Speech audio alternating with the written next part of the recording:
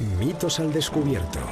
Una serie de investigación del Instituto CEU de Estudios Históricos, dirigida por los profesores Alfonso Bullón de Mendoza y Luis Togores, realizada con motivo del 75 aniversario del comienzo de la Guerra Civil Española.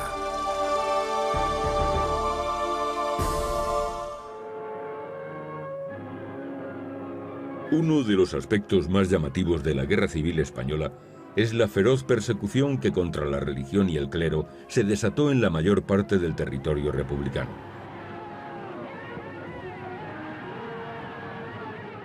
Cerca de 7.000 eclesiásticos y miles de seglares asesinados a causa de su fe, 978 mártires ya proclamados por la Iglesia Católica y miles de edificios religiosos saqueados o destruidos dan buena cuenta de la mayor persecución que jamás haya sufrido la Iglesia en España.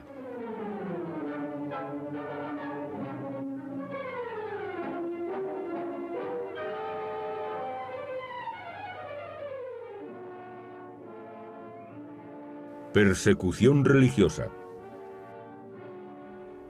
Cuenta Miguel Maura en sus memorias que nada más tomar posesión de su cargo como ministro de Gobernación del Gobierno Provisional de la República, recibió el telegrama de un alcalde que le decía: «Ya hemos detenido al cura, ¿qué hacemos con él?». Desgraciadamente, el anticatolicismo radical de gran parte de la izquierda española convirtió la cuestión religiosa en uno de los elementos de tensión permanentes de la Segunda República. La destrucción de centenares de edificios religiosos a lo largo del régimen y el asesinato de más de 30 eclesiásticos durante la Revolución de Octubre de 1934 no fueron sino un pálido preludio de lo que había de ocurrir a partir del comienzo de la Guerra Civil Española. El 15 de abril de 1931, el debate, órgano oficioso del catolicismo español, dirigido por el luego cardenal Ángel Herrera Oria, se posicionó ante la recién proclamada República. Siguiendo la doctrina de León XIII de acatamiento del poder constituido, el editorial del Diario Católico planteó el deber de acatar el gobierno de la República. De acuerdo con las instrucciones recibidas de Roma, la misma postura fue mantenida en las pastorales publicadas por todos los obispos, aunque la del cardenal Segura, arzobispo de Toledo, incluía unos párrafos de alabanza a Alfonso XIII que causaron las iras del gobierno republicano. La buena acogida inicial del catolicismo oficial a la República sufrió una dura prueba con la quema de conventos y edificios religiosos que tuvo lugar en Madrid y otras ciudades de España los días 11 y 12 de mayo de 1931. Aunque el ministro de Gobernación, el católico Miguel Maura, logró enterarse con anticipación de los preparativos que se hacían al respecto, nadie le quiso hacer caso. Cuando al Consejo de Ministros del día 11 llegaron noticias de que estaba ardiendo una residencia de jesuitas, Maura quiso tomar medidas para impedirlo, pero le fue imposible ante la frontal oposición de Manuel Azaña, que pronunció entonces una de sus más célebres frases: «Todos los conventos de Madrid no valen la vida de un republicano». Y amenazó con abandonar el gobierno si se producía un solo herido por esa estupidez.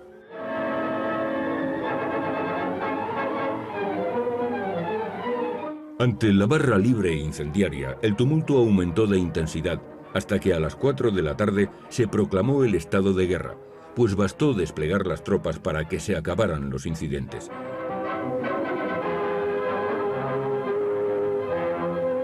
El ejemplo fue seguido en el resto de España, incendiándose iglesias en las ciudades donde las autoridades optaron por inhibirse, y no alterándose la tranquilidad pública, donde dieron a conocer su voluntad de impedir los incidentes. Y recuerdo que el día 11 de mayo, en la plaza del Altozano, o sea, en la parte de Triana del puente, en un corro bastante grande, yo creo que habría 10, 12 o 15 personas, había una hoguera y imágenes de santos quemándose. Eso me causó bastante impresión, pero lo que a mí me causó impresión fue ver que los hombres que estaban rodeando aquello, bebiendo vino, pegando gritos, con escopetas, se estaba meando encima de las imágenes que estaban ardiendo. Eso lo viví yo siendo niño. Yo estaba en Logroño. Mi padre era el presidente de la audiencia de Logroño. Y todo el mundo sabía que iban a arder los conventos. Según la ley orgánica, el presidente de la audiencia sustituye al gobernador civil en su ausencia. Bueno, pues se sabía que iban a arder los conventos. Y el gobernador civil, como siempre, cogió el coche y se fue a hacer consultas a Madrid, con lo cual dejaba aquello. Y mi padre se sentó y mandó llamar al jefe de la Guardia Civil, al jefe de la Guardia de Seguridad, que se llamaba entonces, luego se llamó Guardia de Asalto y luego se había llamado Policía Nacional, pues la Guardia de Seguridad y al gobernador militar.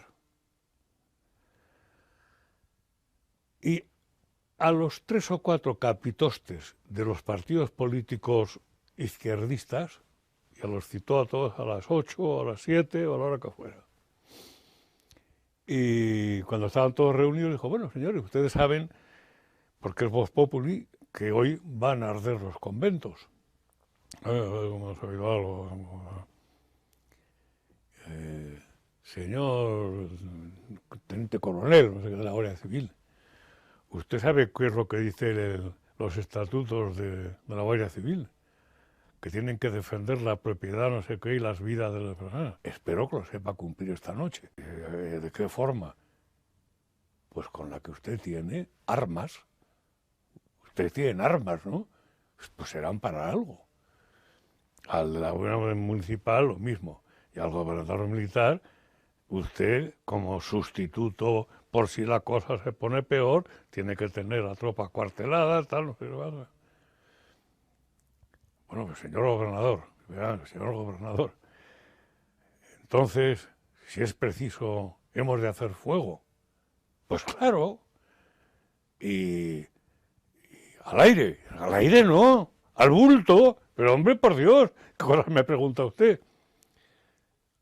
Señor gobernador, esa orden me la da usted por escrito. Naturalmente, pero me avergüenza oírle hablar de usted.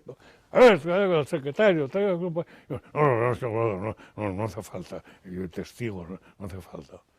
Y entonces el jefe del partido, no sé si era socialista o cuál, dijo, eran íntimos amigos, mi padre y eso. Señor gobernador, si sus órdenes se cumplen esta noche, será una noche de luto para Logroño. Y dijo mi padre, pues evitarlo lo tiene usted en la mano, porque de la mía está que no será una noche de vergüenza. Venga, salgan ya, que hay que hacer cosas y tal. No ardió ni un solo convento en Logroño aquella noche. Pero unos meses después le quitaron la carrera a mi padre, por desafecto al régimen. En total, entre los días 11 y 12 de mayo fueron incendiados más de un centenar de edificios religiosos, perdiéndose valiosas obras de arte e inaugurándose una forma de civilidad republicana que no fue perseguida por las autoridades hasta después del triunfo electoral del centro-derecha en las elecciones de noviembre de 1933.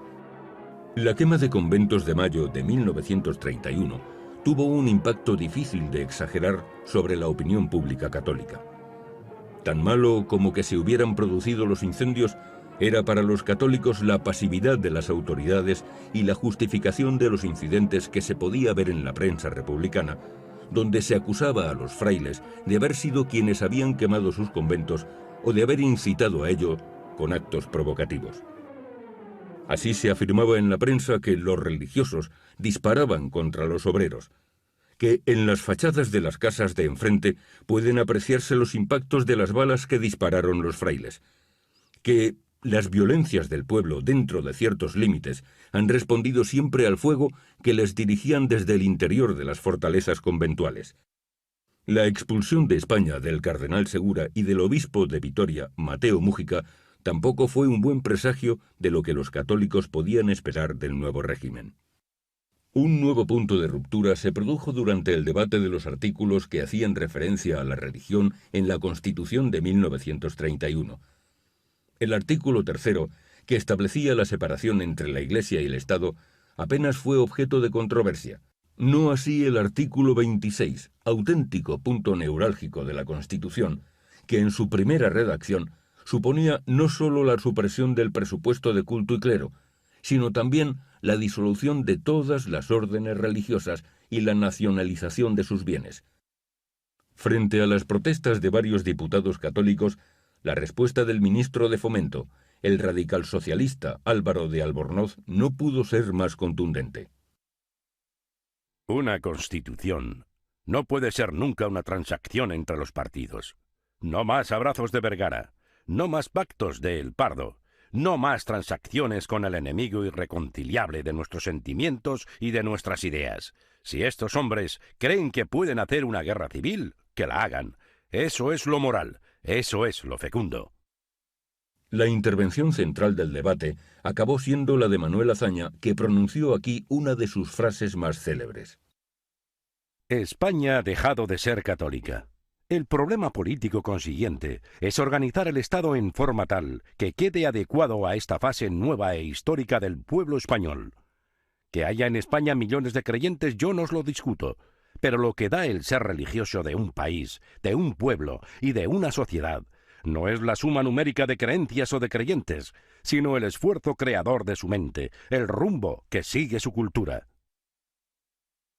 La redacción final del artículo 26 estableció la supresión del presupuesto de culto y clero, la expulsión de los jesuitas de España y la confiscación de sus bienes, y la prohibición a las demás congregaciones religiosas de realizar actividades relacionadas con la industria, el comercio o la enseñanza, señalando además que sus bienes podrían ser nacionalizados. El anticlericalismo del primer gobierno republicano y del primer parlamento republicano, con las medidas tomadas no meramente en la Constitución, pero también a través de las políticas del gobierno, también a escala provincial y municipal, y las medidas posteriores hicieron muy difícil entonces la vida de coexistencia, digamos, amistosa entre la Iglesia Católica y los católicos de un lado y las fuerzas de izquierda del otro.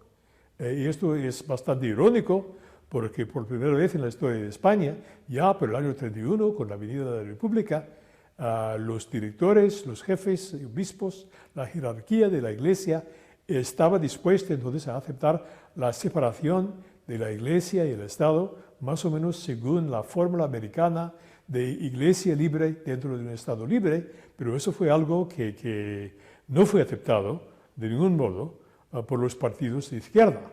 Así que se empezó entonces con la política de persecución en contra de la Iglesia y de los mismos católicos. Sin embargo, la política de los líderes de la Iglesia y de los líderes de la opinión católica de España era a lo menos de aceptar la legalidad republicana y participar en su vida política en la esperanza de poder entonces cambiar esta política anticlerical y rectificar también otras medidas de la Constitución y de la política republicanas. Luego, al instalarse la República, aquí yo creo que los intelectuales republicanos, Azaña, cometieron errores garrafales, también en la promulgación de la Constitución republicana del 31, porque abonaron un anticlericalismo que en muchos aspectos era innecesario. La famosa frase de Azaña, España dejado de ser católica, demostraba una ignorancia supina sobre, en fin, la incidencia que aún la religión tenía entre muchos sectores de la sociedad española. Durante el resto del primer bienio de la República, en el que las izquierdas se mantuvieron en el poder, se sucedieron medidas anticlericales de muy diverso calado, de las cuales la más importante fue la Ley de Congregaciones Religiosas de 1933, que en buena parte no era sino un desarrollo de la Constitución. Junto a ella hubo medidas tales como la supresión de la cabalgata de Reyes en Madrid, la de las procesiones de Semana Santa en numerosas ciudades españolas y la prohibición de tocar las campanas en bastantes municipios. Esta medida fue sustituida por otros ayuntamientos más pragmáticos por un impuesto sobre el uso de las mismas. Yo recuerdo que incluso se prohibían las procesiones por las calles. Estoy de acuerdo, porque tienen que molestar a la gente que no le gusta, ¿no? Esto sí que me acuerdo muy bien. Otra de las medidas adoptadas fue la retirada de los crucifijos de los centros públicos, lo que a veces daba lugar a curiosas escenas. Mi padre me pagaba unas clases de refuerzo con un maestro nacional que venía a casa por las tardes al atardecer, me daba unas clases particulares. Y de vez en cuando me llevaba a una escuela pública que había en Atocha, de la cual él era titular. Y un día me llevó porque iban a venir unos señores de Madrid. Y entonces lo de Madrid era una cosa tremenda, mítica. Que vienen los señores de Madrid, una cosa mítica. Pues lo primero que hacen es descolgar el crucifijo. Bueno, los chavales se quedan un poco perplejos. Pero el golpe no fue ese, con ser tan importante. Llegan los tíos y descuelgan del aula del colegio, de la escuela pública donde trabajaba este maestro, descuelgan el crucifijo.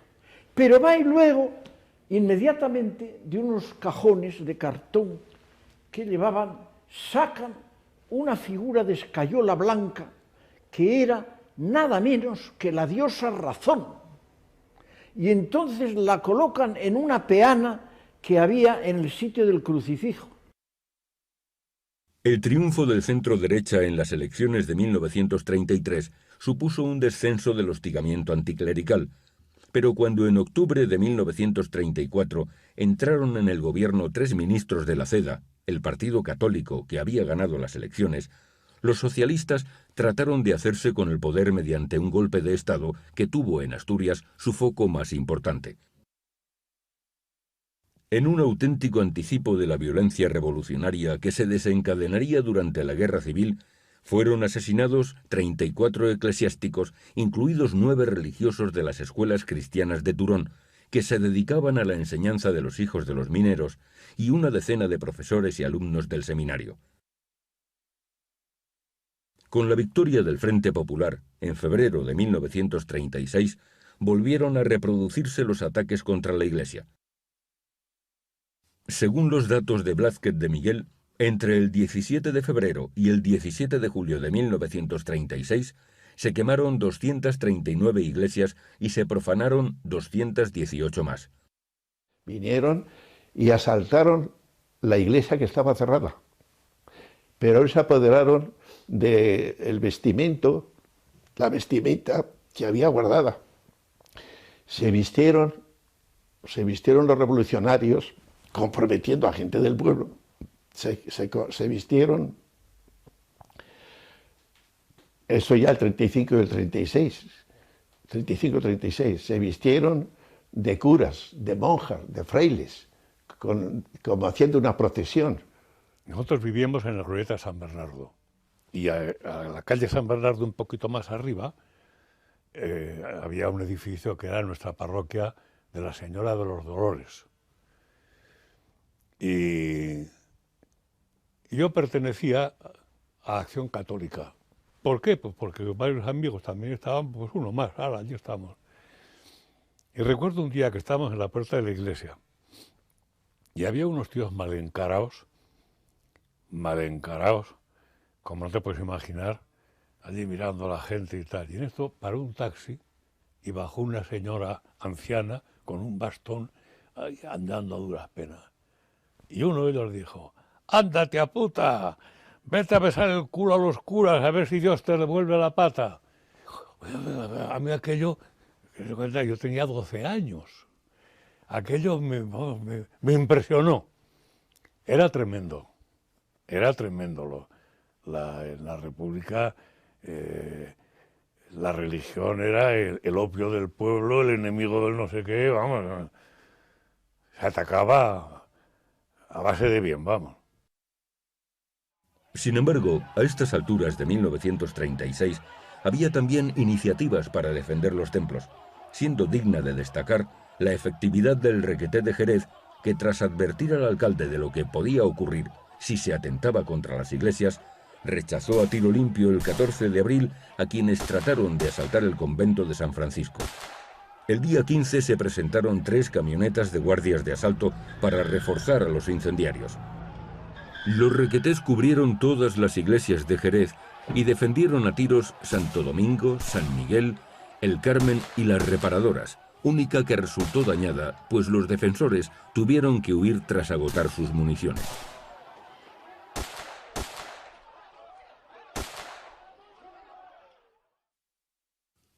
Tras el alzamiento de 1936, a la destrucción masiva de iglesias se unió el asesinato multitudinario de eclesiásticos y católicos que se habían significado por su fe. El 2 de agosto de 1936, el dirigente revolucionario André Unín escribía en La Vanguardia: La clase obrera ha resuelto el problema de la Iglesia sencillamente no dejando en pie ni una siquiera. Los maristas, los escolapios, Belén, La Merced, San Jaime, todos los reductos del jesuitismo y de la clerigalla, allí donde con el pretexto del culto católico se conspiraba contra la libertad, todos esos lugares revestidos de santidad cayeron bajo el empuje de las masas encendidas de coraje y alumbraron con sus llamas el alba roja de que está tiñéndose el horizonte español. Este fervor iconoclasta pudo ser en ocasiones perjudicial para sus promotores al distraerlos de otras ocupaciones. El mismo 18 de julio, en Sevilla se quemaron, me parece, no tengo aquí el dato, me parece que fueron 11 iglesias y una capilla, el mismo 18 de julio. Pero como Dios escribe derecho en renglones torcidos, hay algunos que opinamos, entre ellos yo, que el que los rojos se dedicaran a quemar iglesias impidió que toda, pues Sevilla se llamaba Sevilla la Roja, había muchísima gente marxista. El ejército ocupaba exclusivamente el centro de Sevilla. Si esas masas populares, que eran incendiarias, van todas sin armamento incluso al centro de Sevilla, acogotan por completo a la fuerza y al ejército que estaban en el centro. Que las iglesias situadas en zona republicana pudieran pervivir sin daños era algo muy complicado. Cuando en algún pueblo eran preservadas por sus habitantes, no faltaban los de lugares aledaños que se presentaban para destruirlas, obligando incluso a los católicos más comprometidos a ser testigos de los hechos. Mi pueblo está en una guaguada, arriba está la cuesta de los Regallos, el puerto de las Traviesas, y hasta allí llegaban las columnas, los revolucionarios de Barcelona, del Bajo Aragón, todo eso, allí venía los grandes revolucionarios, iban de puerta en puerta, esos hierros revolucionarios, mujeres, algunas muchachas de servicio de aquella zona, la Guedita, por ejemplo, que era del pueblo, la Guedita, que ya venía con pañuelo rojo, el pistolón al cinto, venga, a quemar la iglesia, iban arrastrando todos por allá. Claro, fueron a la iglesia, a los que van a misa, a los que más iban a misa. Mi abuelo, cogieron al tío José Claramonte, a unos cuantos que consideraban hombres piadosos, religiosos, los primeros, venga, vosotros los primeros, ahí con un fusil delante, y bandos gritando, y el que no venga será pasado por las armas, y el que no suba será pasado por las armas. Y yo escondido detrás de la puerta. Pero después salí, pasaron todos aquí para la iglesia, allí reunieron a toda esta gente, entraron a la iglesia, pues a quemarlo, a tirar a los santos, a las imágenes, todas a sacarlas, para quemarlas, las sacaban, a la gente del pueblo sacar todo eso, tal. En el caso de Madrid, por poner un ejemplo, Gracias a las investigaciones de José Luis Alfaya, sabemos que de los 210 templos de la capital, solo 11 terminaron intactos la contienda, siendo totalmente destruidos 45 y muy dañados 56, mientras que otros 84 sufrieron saqueos y diversos desperfectos. Varios miles de eclesiásticos fueron asesinados en zona republicana durante el primer semestre de la guerra, y salvo casos excepcionales como el de Vizcaya, los supervivientes se vieron obligados a pasar a la clandestinidad. Del domingo no tengo ningún recuerdo especial porque debió ser un día normal. Pero al día siguiente, el lunes, yo fui, como era no es costumbre, ¿verdad? Fui a la Eucaristía, a la misa. Era en la Basílica de Atocha, porque no había otras iglesias, nada más que en el Puente Vallecas o en Delicias. Salió el sacerdote, dio la comunión y se metió. A las 12 estaba ardiendo la Basílica de Atocha y ya los dominicos había ya muertos por la calle. Esos fueron los primeros. Lenin dijo en su momento que la religión era el opio de los pueblos. Y es verdad. O sea que el que ha estudiado un poquitín la religión, no es, aquí decimos la religión católica, pero es cualquier digamos, religión entra dentro de esto. No se concibe lo que el argumento que hacen los religiosos, los que están con la religión, sobre todo los católicos, que son los que más han evolucionado, pero que son, digamos, a nuestro entender, los que más perjudican a los intereses de la clase obrera y sobre todo del pueblo. Aquello que dice, antes entrará un camello por el ojo de la aguja que un rico por las puertas del cielo. O sea, que vale la pena ser pobre en esta vida para ir al cielo. Eso en los pueblos cuajaba, porque a eso se llega a añadir la falta de cultura. Y claro, el pueblo estaba en contra del clero, no en contra directa del cura del pueblo, que iba al casino y se juntaba con todos a jugar el tute. No en contra de ese hombre, aunque pagó las consecuencias. Pero no estaba en contra de ese hombre, sino en contra de lo que era la religión católica. Que, vamos a ver, no es una reacción del pueblo contra la Iglesia gratuita, sino porque tiene motivos para hacerlo. Es un freno al desarrollo. Es un freno al desarrollo de la clase y del pueblo. Y cuando se han sacado armas, para algo se han sacado a la calle las armas. O sea, que ya las palabras ya no son suficientes, no valen las palabras, valen ya el idioma que pueden surgir de las armas. Y ciertamente las armas hablaron, pues en la zona de España controlada por los republicanos fueron asesinados a lo largo de la guerra unos 7.000 eclesiásticos, de los que 4.184 correspondían al clero secular, 2.365 eran religiosos y 296 religiosas.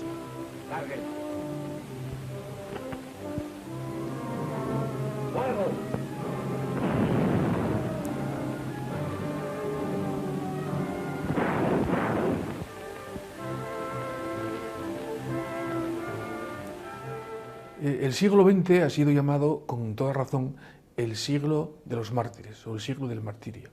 Son centenares de miles los cristianos, católicos, ortodoxos, protestantes, de distintas confesiones, que dieron su vida por ser cristianos, que dieron su vida por Jesucristo, como los mártires de los primeros siglos de la historia de la Iglesia, solo que en otro contexto histórico y cultural muy distinto.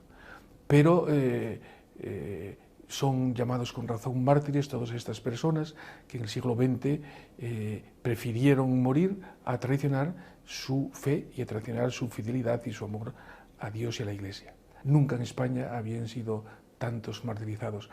¿A qué se debe?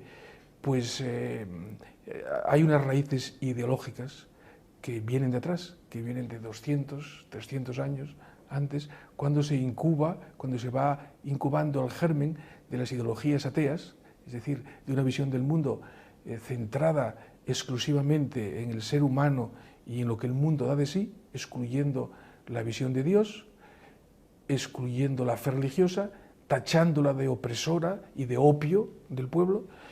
Estas filosofías convertidas en ideologías y convertidas en fuerzas políticas, cuando cogen las armas, cuando tienen el poder, pues llevan a cabo a sangre y fuego lo que estaba presupuesto en sus teorías.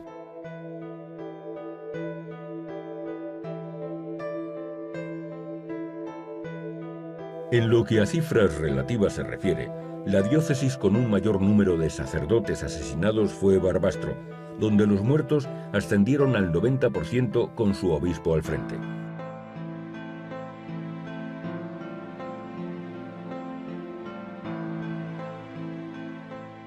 Se ensañaron con él, le hicieron 1000 heridas, le rompieron todos los huesos a golpes y sobre todo heridas que les hacían, con una navaja le cortaban allí en el cuerpo, en todas las partes del cuerpo, se la tapaban con trapos, se la cosían de mala manera, una de las heridas la tiene cosida con alambre, y todo para que se fuese desangrando lentamente y fuese sufriendo más, porque era el obispo, que tiene que sufrir más, porque era el jefe, e incluso lo castraron, porque cuando lo iban a llevar a fusilar, que todas esas operaciones se las hacía un veterinario, y cuando la noche que lo iban a llevar a fusilar, el 9 de agosto, pues allí, antes de llevarlo, pues le dice el veterinario a uno de los, y dice, mira tú, ¿no decías que querías comer los cojones del obispo? Pues mira, aquí los tienes. Ni corto ni perezoso, se los cortaron, y después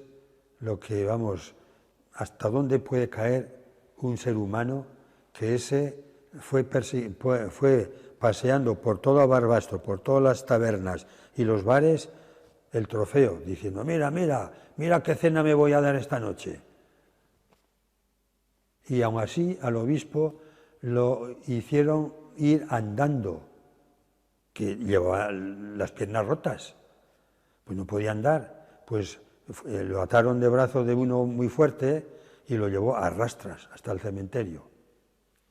Y allí los fusilaron a todo el grupo, y a él, a todos le dieron el tiro de gracia para rematarlos, menos a él. A él lo dejaron morir encima del montón de cadáveres, toda la noche ahí sufriendo, y por la mañana, cuando fueron a enterrarlos, pues lo remataron. Pues en el momento de fusilarlo, aún les dio la bendición, y tiene la mano atravesada un agujero que para mí fue una bala que le atravesó en el momento de dar la bendición a los que le fusilaban. Y así murió el obispo, don Florentino Asensio.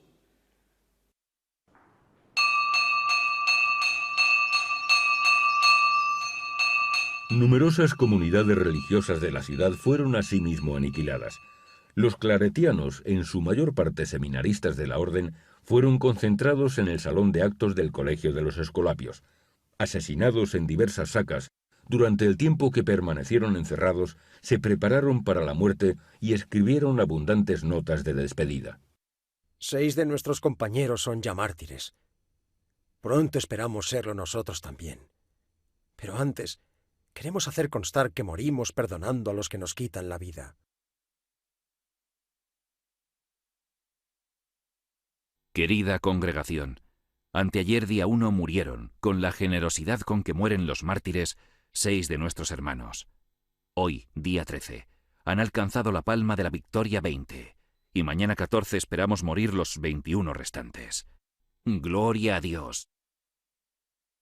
Pasamos el día animándonos para el martirio y rezando por nuestros enemigos y por nuestro querido instituto.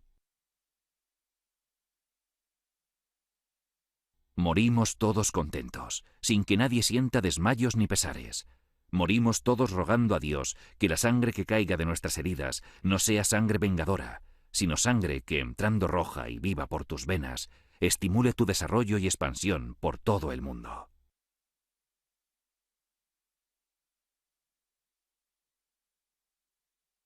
Pues eso, la alegría que llevaban, pues mira, en cuanto comenzaban a moverse el camión donde los llevaban, pues comenzaban a cantar. Sobre todo el canto ese de "El Jesús ya sabe, soy tu soldado". Pero los milicianos, que no querían que fuesen cantando, por lo visto ellos gozaban más si fuesen llorando, pues con las culatas de los fusiles les destrozaron la cabeza a golpes para que no cantasen. Pues a pesar de eso no les pudieron hacer callar. Testimonio de los mismos milicianos, extrañados de que con la cabeza chorreando sangre, todos los huesos rotos, y que fuesen cantando y animando a su grupo. Y así fueron. Todos ellos fueron beatificados por Juan Pablo II el 25 de octubre de 1992 en la plaza de San Pedro de Roma. En cifras absolutas, la diócesis donde fueron asesinados más sacerdotes fue la de Madrid, donde las víctimas ascendieron a 435.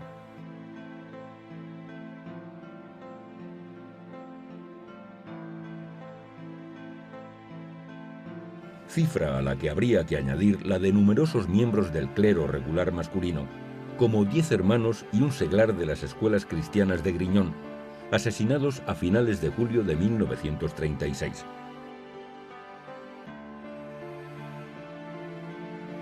Y ya el día 27 llaman del ayuntamiento al hermano director de la casa, Tomás Bengoa, para decirle: oye, van a venir los milicianos y no sabemos lo que va a pasar aquí.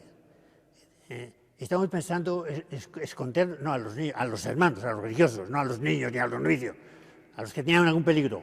Estamos pensando si podíamos esconderlos en cada casa, en las casas. Después pensamos que siempre hay aquí gente que sabe lo que ha pasado, porque había comunistas aquí como en todos sitios, ¿no? Como en todos los pueblos. Van a dar la voz que están escondidos en las casas.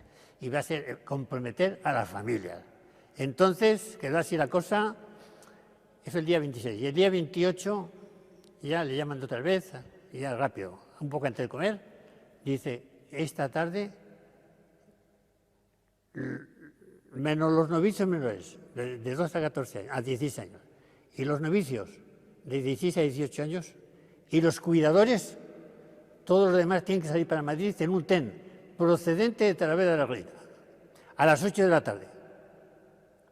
Pues ya, aquella tarde, pues qué sé yo, ni merendamos, ni cenamos, ni nada. Pero pasamos por la iglesia todos, pasamos a rezar, incluso un hermano nos repartió la comunión.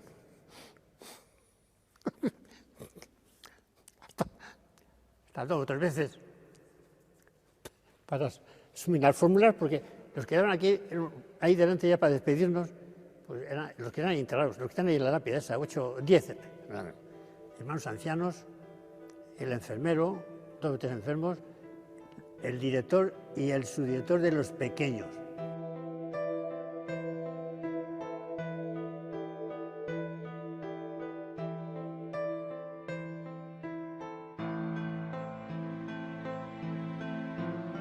Tampoco las congregaciones femeninas se vieron libres del odio.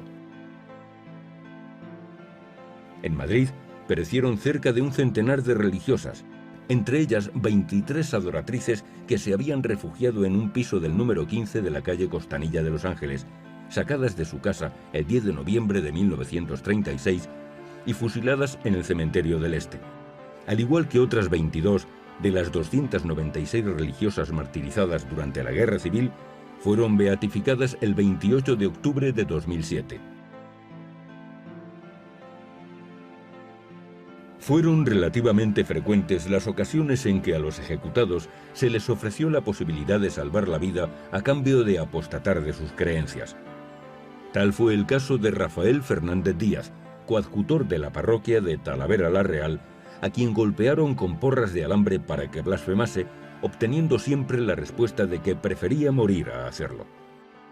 Con la columna vertebral partida por dos sitios no podía estar ni tumbado ni de pie, y hubo de permanecer de rodillas con la cabeza en el suelo hasta que fue fusilado el 13 de agosto de 1936.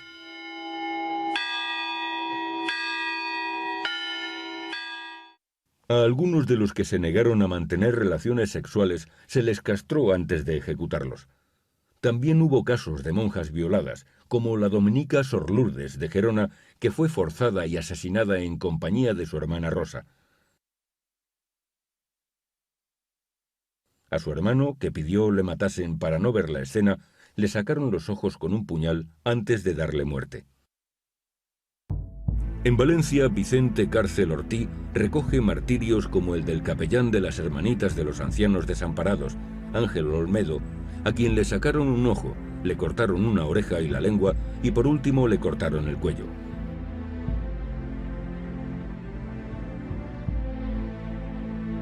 El párroco de Santa María del Mar, Vicente Selfa, fue llevado al Saler, atado a un árbol, rociado con gasolina y quemado vivo.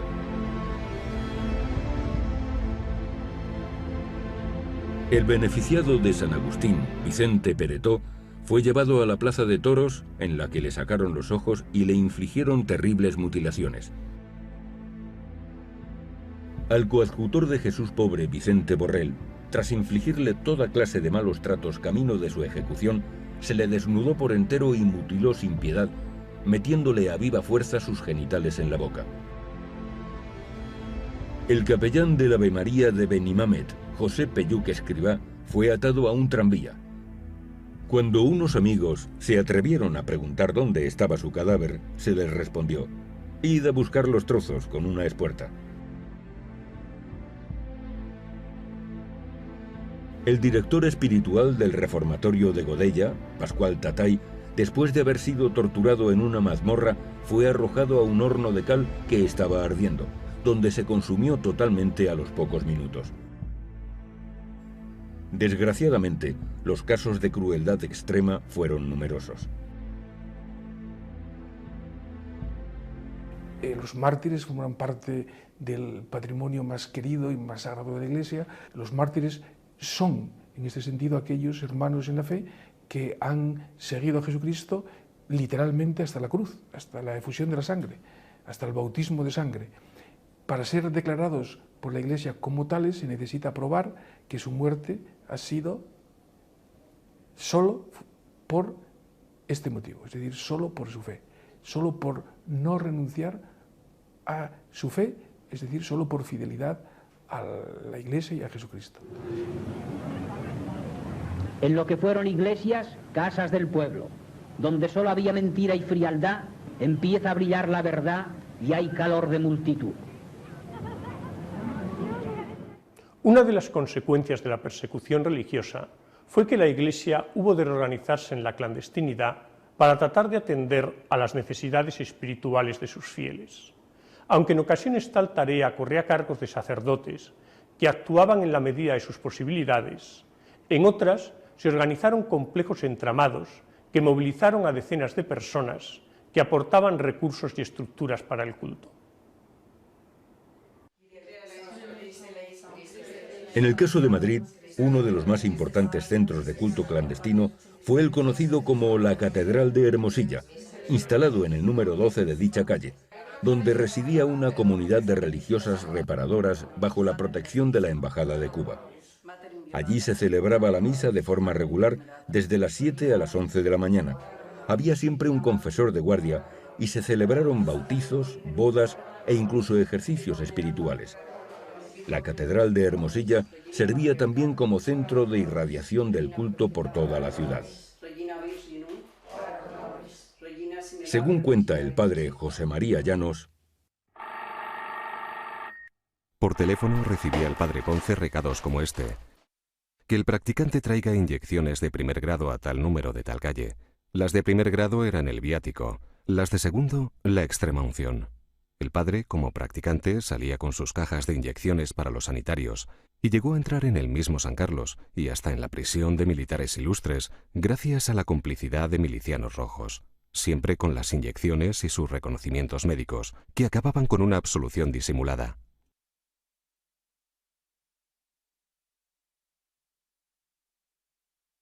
Pese a estar bajo el amparo de la legación cubana, la labor que se realizaba en Hermosilla era peligrosa, pues en varias ocasiones hubo registros de la policía. Contamos con la narración de Vicente Mayor, reproducida por Antonio Montero en su libro La persecución religiosa en España. Un domingo, cuando el saloncito estaba lleno de gente oyendo la Santa Misa, irrumpió en el local un grupo de 3 hombres con pistola en mano.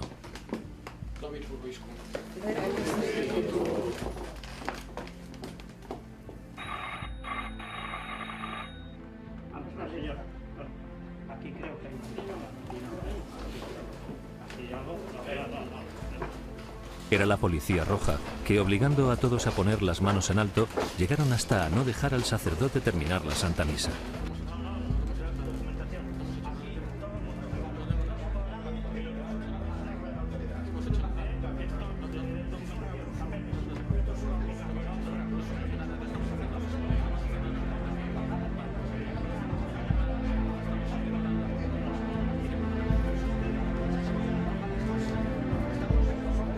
Mientras cacheaban y pedían la documentación a los presentes y los iban metiendo en un coche celular que tenían en la calle, las religiosas, con una gran entereza varonil, rápidamente hicieron lo siguiente.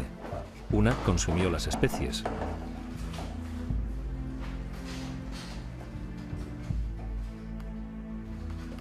Otra fue rompiendo las señas que tenían de los sacerdotes, y como no daba lugar a terminar con rapidez esa labor destructiva, llegó hasta comérselas. Y otra, por último, fue al teléfono a llamar al ministro de la legación de Cuba, ya que el piso estaba bajo la protección de esta nación. Entreteniendo la Madre Superiora a los policías para que no molestasen a estas gentes, que con oír misa no hacían ningún daño, con lo que dio tiempo a que llegase el representante de la nación cubana y gracias a la intervención de dicho señor, fueron todos los detenidos puestos en libertad y no pasó de un susto lo que pudo ser un trágico acontecimiento. Otro grupo de sacerdotes estableció su sede de operaciones en el número 88 de la calle La Gasca y de puertas afuera pasaba por ser un centro del Socorro Rojo Internacional. Se montó guardia permanente para la administración de sacramentos y más de una vez se distribuyeron con un coche de la FAI custodiado por 2 milicianos que ignoraban lo que se estaba haciendo. Allí se presentaron muchos seminaristas que habían sido llamados a filas por el ejército republicano y que cuando volvían del frente aprovechaban para confesarse y recibir la Eucaristía. De hasta qué punto estaba perseguida la práctica sacramental en la España republicana es buena prueba una noticia aparecida en La Vanguardia el 23 de febrero de 1937, donde se daba cuenta de que se había detenido en el número 452 de la avenida del 14 de abril a una pareja que iba a contraer matrimonio, así como al cura y 4 invitados. Otra noticia del mismo periódico informaba el 26 de junio de 1937. La pasada noche fueron detenidos 2 sacerdotes, un médico y 7 personas más, los cuales estaban oyendo misa en el domicilio de un médico en el Paseo del Triunfo del Pueblo Nuevo. La actitud de la Iglesia ante la guerra civil inicialmente fue una actitud esencialmente neutral, aunque no en todas partes, porque en algunas partes donde había una conexión entre elementos de las fuerzas sublevadas de la Iglesia, había un apoyo, pero oficialmente y generalmente la actitud fue una actitud neutral.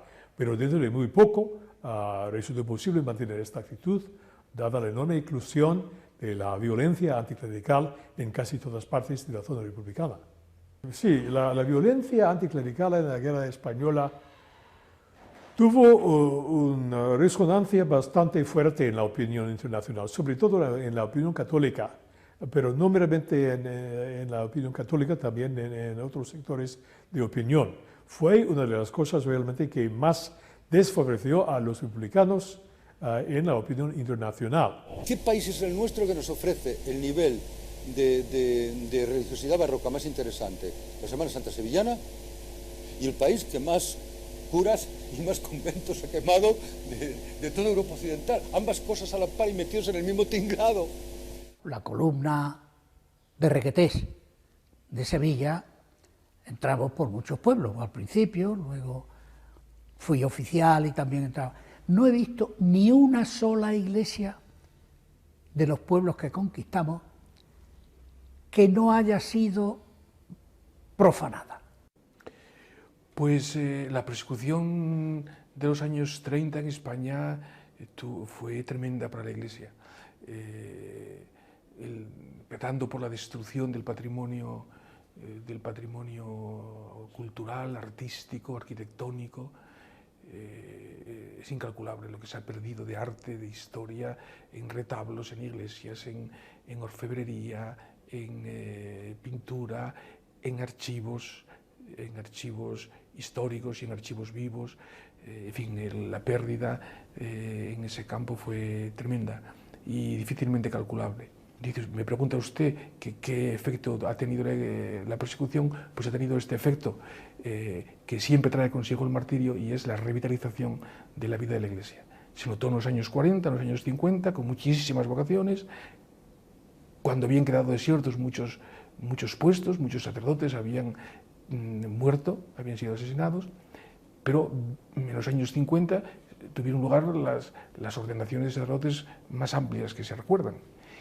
Y hacia el futuro, en estos momentos de cierta inclemencia cultural o de escarnio cultural o de persecución cultural de la fe cristiana, pues el testimonio de los mártires también tendrá como efecto en la Iglesia una revitalización de la vida de la Iglesia.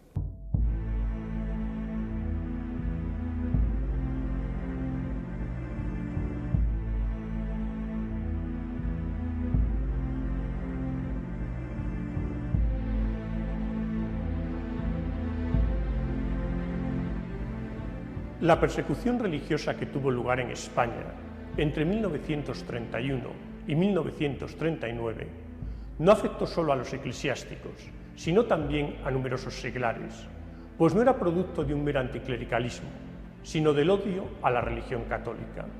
Llevar un crucifijo o una medalla, esconder a un sacerdote, haberse distinguido como miembro de la acción católica, era en ocasiones causa más que suficiente para ser asesinado.